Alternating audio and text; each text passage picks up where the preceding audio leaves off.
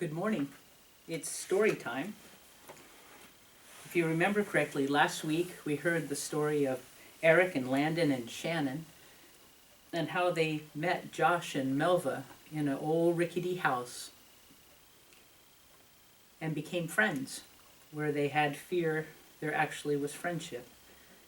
And so we're going to read the next episode in their story. This book is called Tell Me the Secrets by Max Lucado. The subtitle is Treasures for Eternity. Today, we are reading about the secret of forgiveness. Grandpa Josh could tell something was bothering Shannon by the way she walked onto the porch. For the last month, she'd stopped by every afternoon on her way home from school. She would bound up the steps and run in the door without even knocking, knowing Melva would have some cookies and Josh would have a story or a song. Since she loved cookies and stories and songs, she was always dropping in for a visit. But today, not even all three could help. "Why the sad face, Shannon?" Josh asked as he met her at the door. Shannon's brown eyes were filled with tears. Her round cheeks were streaked. "It's Jessica, the girl who sits next to you in class." "Yeah, well, what happened?" "She made fun of me all day. Somehow she found out that my parents were divorced, and she started calling me Little Orphan Shanny." "Why would she do that, Grandpa Josh? I didn't make my parents fight. It's not my fault, and I'm not an orphan." "Of course you aren't," Grandpa Josh assured her. "Come on in. Let's talk about it." "How could she say those things to me?" Shannon blurted out as she walked through the door. "She got all the girls in class to stand around me and call me names. I never did anything to her. In fact, I even help her with her fractions. She stinks at math, and I help her a lot. Now I think she stinks at a lot more than just math." Josh stopped and looked down at his little friend. He put his hand under her chin and lifted her face and said, "I think it's time to share a secret with you, Shannon. Let's skip the cookies for now. Follow me." The two stepped into the room where Eric had first discovered the chest. It was neat now. Melva and Josh had turned it into a little museum. The walls were covered with photos and paintings. Weapons of the Bushmen stood in the corner, and on the table in front of the couch lay two books.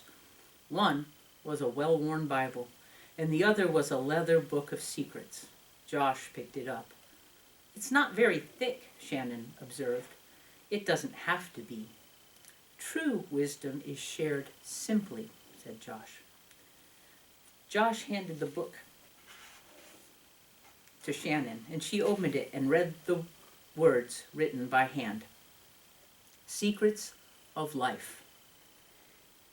Secrets, each secret with a message. Why don't I read you the first one? It's about something you need to give Jessica." "A lecture?" "No," Josh smiled. Grandpa Josh reached into the bib of his overalls and pulled out his glasses. "Have a seat, Shannon. Let me read you the story." And so, as the two sat in the square of sunlight left by the open window, Josh began to read. The Watermaster. Years ago, there was a village in a desert, and water was scarce. And the people treasured what little they had.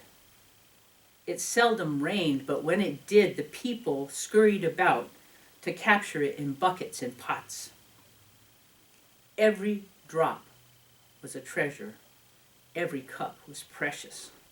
And for that reason, the discovery in the cavern was thrilling news. One day a farmer was digging holes for a fence post. A few feet below the surface of the ground, he found a cavern. Not large, but full of water. He immediately lowered a bucket, pulled it out, and tasted. To his delight, cold, sweet water. He was so excited he filled all his buckets and loaded them into the back of his wagon and hurried to the village. "I have water! I have water!" he shouted, and the villagers came running out of their houses. And as the people gathered, the farmer explained how he'd come upon the treasure. He joyfully announced that there was enough for everyone. "Drink all you want," he offered. And then, to the people's amazement, he picked up a bucket and doused a little boy. "There's plenty," he proclaimed. "Enjoy it." And with that, the people began to laugh and splash each other. For the first time in as long as anyone could remember, there was enough water for everyone. After the celebration, the farmer announced his plan. "I'll bring some in every morning to each of you so you can have all you need." And that's exactly what he did. The farmer became the water master. Every morning he loaded the buckets into the wagon and rode to town and gave water to all the people. It was a new day. The water was free, the farmer was willing, and the villagers were grateful. Until one night. That night the farmer had a dream. In the dream he saw people taking the water and not being thankful. They would walk up to the wagon, snatch a bucket, and march away without a word of appreciation. When he woke, he was troubled. And as he rode to town, he resolved to give the water only to the grateful. Before he allowed the people to take their buckets, he announced, "From now on, I will not give water to those who aren't thankful."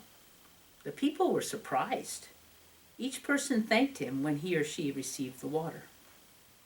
All was well until the farmer had another dream. And in his dream, some of the people who were drinking the water were unkind to their neighbors and mean to their animals. So the next morning he was bothered again. He decided he would only give water to worthy individuals. "If you were mean to your animals or unkind to your neighbor, you will get no water," he decreed. The people looked at each other and were silent. They knew the bad people among them. When the water master saw the looks of distrust, he had an idea.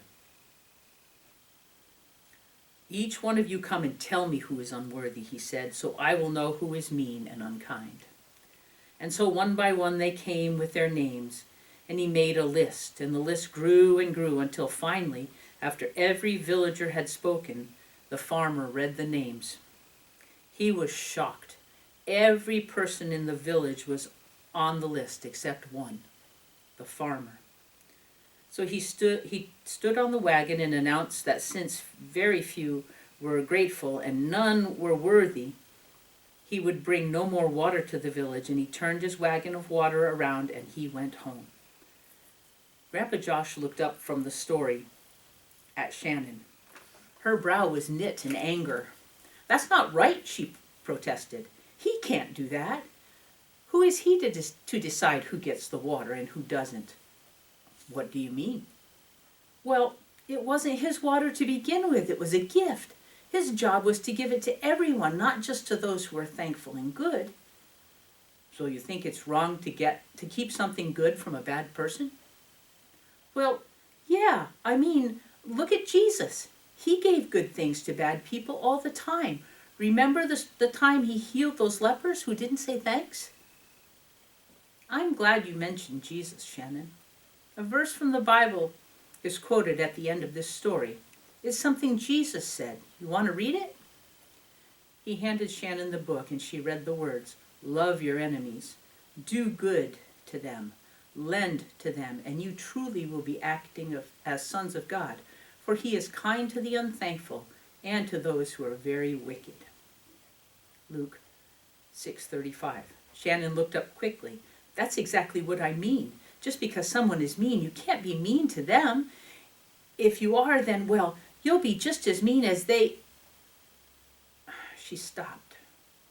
Her face softened into a slow smile. "Jessica?" "Yes, Jessica," Josh replied.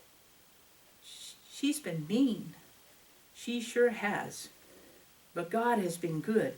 As long as you live, Shannon, you will meet people like Jessica. You can't avoid them, but you can go deep into the water of love that God has given you, and he will help you forgive. That's the secret? That's the secret. Look, it's written below the verse at the bottom of the page. And Shannon read the words slowly. Be quick to share the water of grace with your enemies as a gift for them, just as it was a gift to you. You know, it's funny how we think we are hurting the other guy. We really wind up self-destructing. We writhe in agony over some wrong done to us, and we think that the other party is feeling the same intense anger and pain. To say nothing of what we are feeling when we plot revenge. In truth, the other party usually doesn't feel a thing, and we only injure ourselves. No wonder Jesus commanded us to forgive and to put the matter into his hands for the proper doling out of justice and mercy. Consider this. Did you receive what you deserve from God? I didn't. He chose to forgive me and you. Besides, if you allow the wrong to eat away at you, you're actually allowing the other person to continue to hurt you.